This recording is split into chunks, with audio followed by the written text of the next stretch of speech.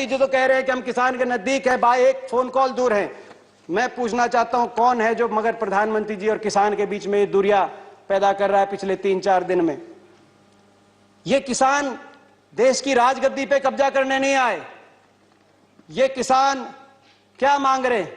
ये केवल ये मांग कह रहे हैं कि जो सरकार ने दिया उसको भी लौटाना हम चाहते हैं। जो जिस हाल में हम थे, जो हमारे पास बचा था, उनको इन 3 कानूनों के माध्यम से ना छीनो, केवल ये गुहार करने आए हैं। किसान आखिर आपसे क्या मांग रहा है?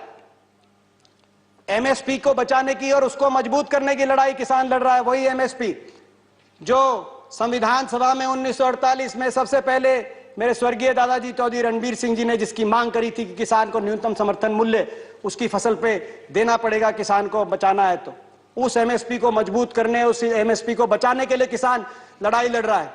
उस एपीएमसी और उस मंडी व्यवस्था को बचाने के लिए किसान लड़ रहा है जो चौधरी छोटू राम ने 1938 में ज्वाइंट पंजाब, पेशावर से पंजाब तक, पेशावर से पलवल तक जब एक राज्य था, उस समय जब मंडी व्यवस्था बनी थी, उस मंडी व्यवस्था को मजबूत करने के लिए किसान लड़ाई लड़ रहा है। उस उपभोक्ता को बचाने के भी लिए लड़ाई लड़ रहा है जो एसेंशियल कमोडिटी एक्ट से जो भंडारण, असीमित भंडारण। माननीय दीपेंद्र जी कंक्लूड करिए, आपका समय हो गया। थोड़ा समय और ऑलरेडी समय अधिक हो गया। हाँ, समय अधिक हो गया। तो उस उपभोक्ता को बचाने के लिए भी लड़ाई लड़ रहा है। जो उपभोक्ता, जो असीमित भंडारण, जमाखोरी की छूट के बाद किसान कह रहा है कि मुझसे अगर आप सस्ते में खरीद कर उसको भंडारण करके और उपभोक्ता को बहुत महंगे में बेचेंगे तो जो मुनाफाखोरी होगी उससे उपभोक्ता को भी बचाना है। उस उपभोक्ता के लिए भी किसान लड़ाई लड़ रहा है। किसान ये लड़ाई लड़ रहा है। आज किसान इनके साथ साथ अपने स्वाभिमान, अपने आत्मसम्मान की भी लड़ाई लड़ रहा है। मैं सदन के माध्यम से इस सरकार से एक किसान के बेटे होने के नाते हाथ जोड़ के मैं कहना चाहता हूं, स्थिति गंभीरता समझे। अपनी प्रजा की बात मानने से कोई शासक छोटा नहीं होता।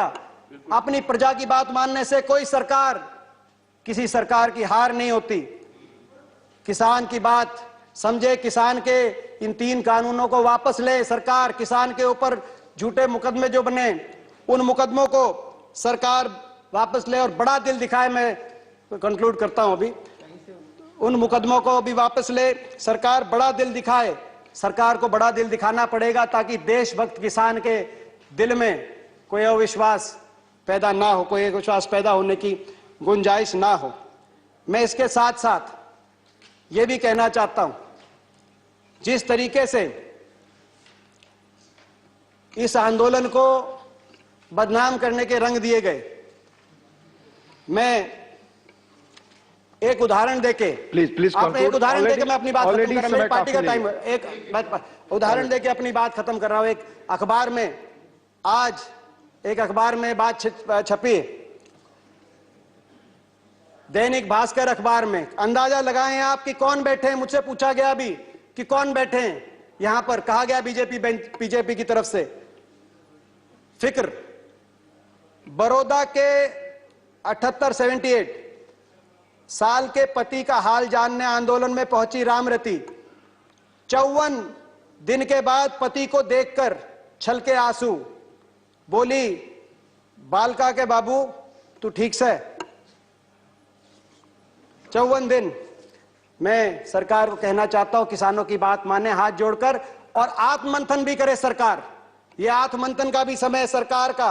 आप आत्मनिर्भर की बात कर रहे हैं। अभी बोल रहे थे कि भाई किसान के लिए क्या किया। ये वही किसान है।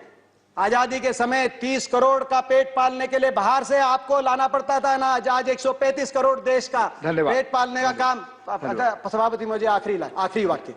135 करोड़ देश का पेट पालने का काम सरकार, ये किसान करते हैं और फिर भी एक्सपोर्ट की गुंजाइश रखते हैं। आत्मनिर्भर इन्होंने बनाया है। आत्मनिर्भर बनाने की आप बात करते हो। मैं चेतावनी देके आपको अपनी बात समाप्त करता हूं।